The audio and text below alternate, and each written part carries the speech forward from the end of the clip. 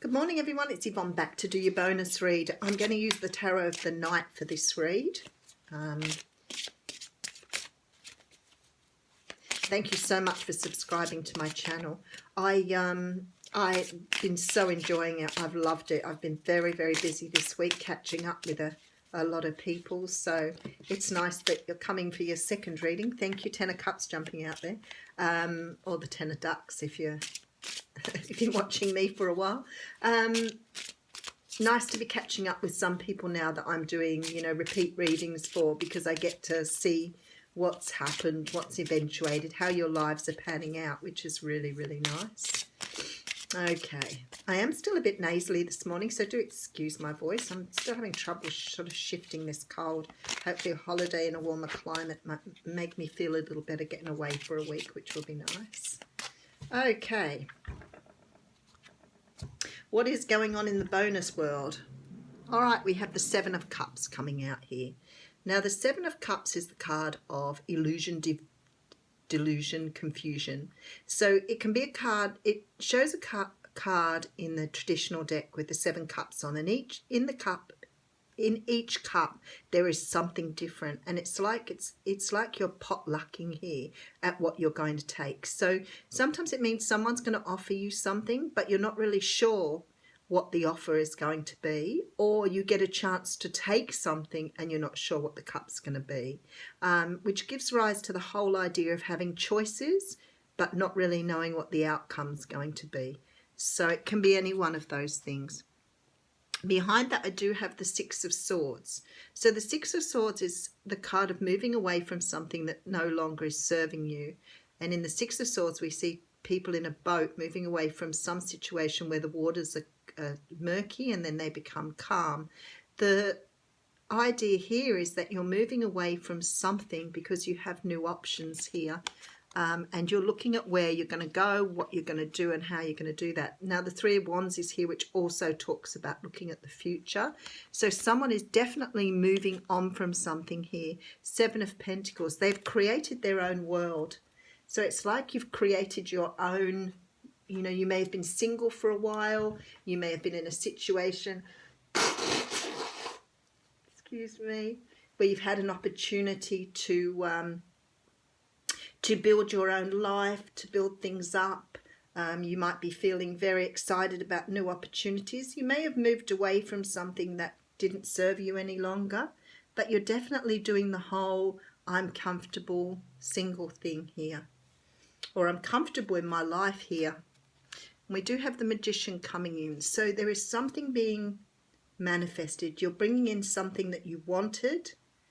You're just not sure what cup it is at the moment. And there are some good things in the cups and there are not good things in the cups. And you've manifested something in and you're not sure what you're getting. Interesting. Queen of Swords coming in here. Now, you could be taking on this energy at the moment. The Queen of Swords could mean you're dealing with a Libra, Gemini or Aquarius, but more than likely this is you. This is an energy of, being ready, standing with your sword ready. So you've manifested something, it's coming in now, and you are absolutely 100% ready to speak your truth, to cut something off if it doesn't serve you, but you are really standing in this very, very strong, assertive energy now.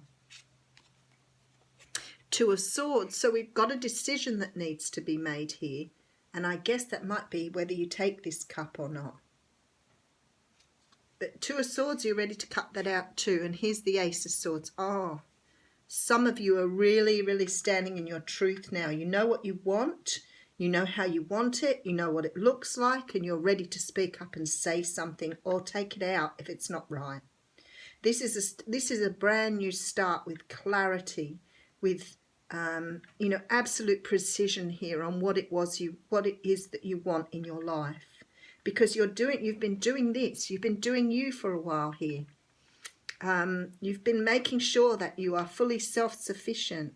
Now, you don't necessarily have to be single to be this. You can be independent and strong and forthright in your own life, regardless of whether you're partnered or not. And there's this feeling here that something is being offered to you that you've manifested, something you've really wanted, but also a feeling that it's not coming how you wanted it. But that's okay, because you have now built yourself to a point where you have the power to say yes or no to something if it doesn't look like what you wanted. But definitely standing in your truth, being ready to weed out what you don't want with that Seven of Cups.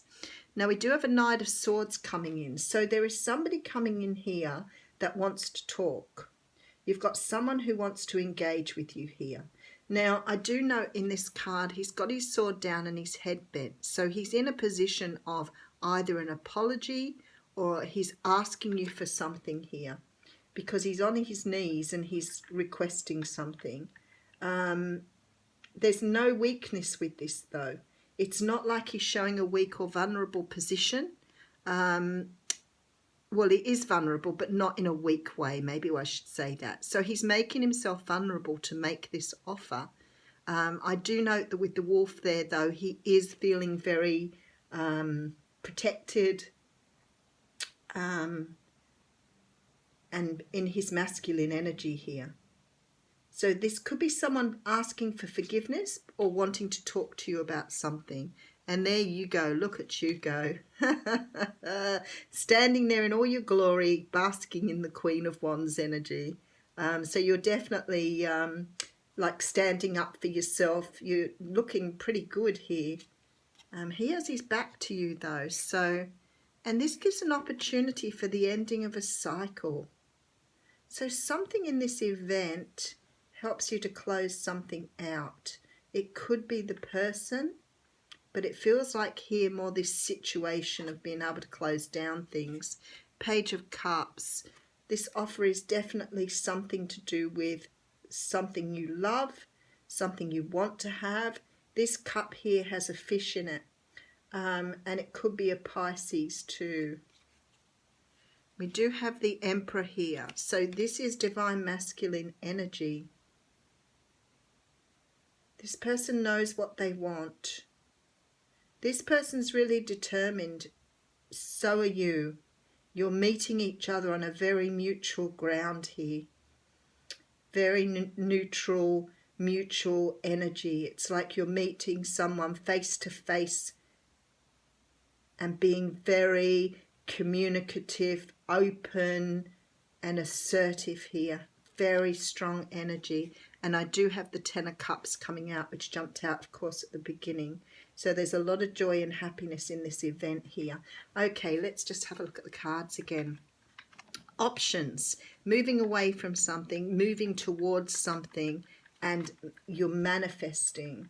And the Magician just doubly says that you're on your way. There's this feeling here that you've been building your own empire. It's like you have either been single for a while or you've been very independent, very forthright. You've done a lot of work on yourself and you're really ready to sort of take on whatever the future offers you here. But you're ready.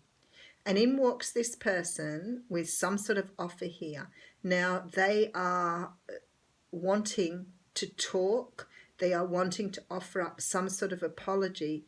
Whatever it is, they're approaching you eye to eye. Even though they're coming up as a knight, they are approaching you as the Emperor here. So they're standing back in their power to offer you something which now helps you move forward. So there's a gift in this. The gift could be something that fits with you on your pathway. It could be something that you're not sure you want. But whatever it is, there's a cycle closing out. So it could be that you're closing this person out, or you could be closing out some reason for not wanting to be single any longer, taking someone new into your life, taking love on, whatever it is for you. You're now either accepting or moving this person on. Whatever it is, you're coming out at the Ten of Cups, which means that you're accepting this. It's a very very powerful conversation happening here, a very, very powerful meeting of two minds, but definitely meeting this person in this place where you are able to fully understand what you want in your life. It's really, really powerful, powerful reading.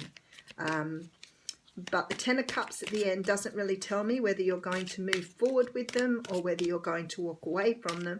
But whatever you choose to do here is in line with the power that you're now showing and presenting. And we have the card of Serendipity. So I think that's very appropriate.